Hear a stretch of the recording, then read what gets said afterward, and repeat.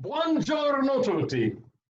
I have had some crazy experiences living in Italy. Fellow Toastmasters, distinguished Toastmasters, guest, I love Italy. I miei nonni sono stati immigrati d'Italia. My grandparents immigrated from Italy. I was fortunate.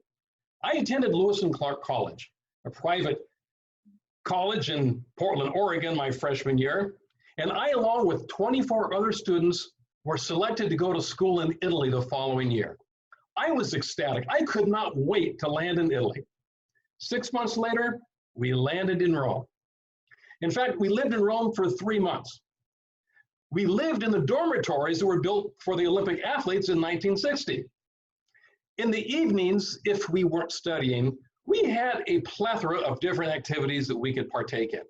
We could watch TV, we could play ping pong, we could play cards, we could play on the pinball machines. Side note, I love idiomatic expressions. And when I lived in Italy, I loved taking American idiomatic expressions and translating them into Italian. Sometimes it worked, sometimes not so much. I will never forget one evening, I was with my good friend Tom Anderson. We were playing on the pinball machines, conversing in English, and an Italian heard me speaking English. And he came up to me and he said, "Ma tu sei americano? Are you American?" And I looked at him and I said, "El Papa Cattolico, is the Pope Catholic?" He thought I had lost my marbles. He thought I was a few cards short of playing with a full deck. I mean, he thought somewhere out there was a village missing its idiot. And he looked at me and he says, "What does that have to do with anything?" So I explained to him, what in the world could be more obvious than the Pope being Catholic? And with a big grin on his face, he looked at me and he said, "That is funny. I like that." And just like your typical gregarious Italian, he walks over to one of his buddies and says, "Is the Pope Catholic?" I returned to Italy my senior year and attended the University of Perugia. It was a college for foreigners whereby all the classes were taught in Italian. I learned very, very soon there was a huge discrepancy between the teaching methods in Italy versus what I was accustomed to in the United States. In Italy, it was not unusual for professors to use negative reinforcement as a means of getting the students to learn, like shaming the students or embarrassing the students. Case in point, I took an Italian literature class from a professor by the name of Dr. Baldini. Dr. Baldini was not only the principal of the entire university, he was the most feared professor on campus. Every class, Dr. Baldini would randomly pick someone out of the class, have them stand in front of the class, and he would bombard them with questions, boom, boom, boom, in a staccato manner, that even if you knew the answer, you couldn't recall it. This really bothered me. This was so dehumanizing. It almost made me feel like giving him a taste of his own medicine. He hadn't called on me all year long. Finally, the last day of school, he calls my name. As I walked to the front of the class, I felt like I had been kicked in the gut. I get to the front of the class and I was feeling nauseous, and I was nervous because I knew he was going to throw me to the lions just like he had my predecessors.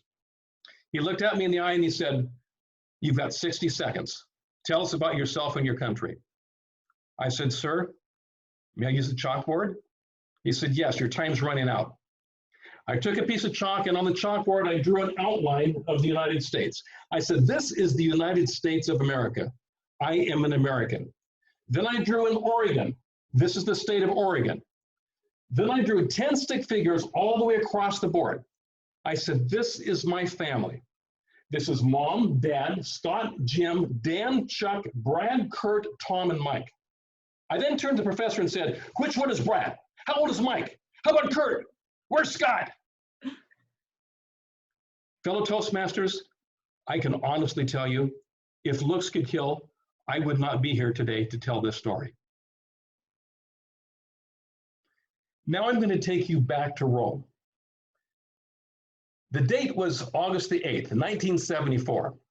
I, along with about 60,000 other people, mostly Italian, were gathered in St. Peter's Square to see the Pope speak. It was the Immaculate Conception, a holy day celebrated by the Catholic Church. When it was time for the Pope to speak, the papal windows opened. However, the Pope did not show. Instead, it was a cardinal. And the cardinal looked down on the congregation and said, I have some very, very sad news. The Pope had a heart attack. The Pope needs a heart transplant. We need to find a donor for the Pope. All of a sudden, all these Italians in unison, Pope, take him a heart. Pope, take him a heart. Take him a heart.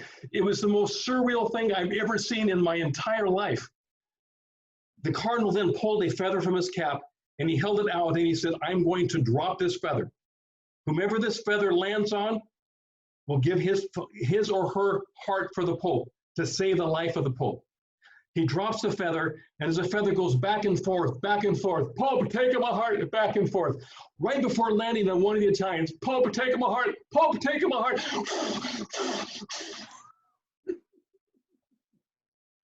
I've had some crazy experiences living in Italy. Madam Toastmaster? Thank you so much.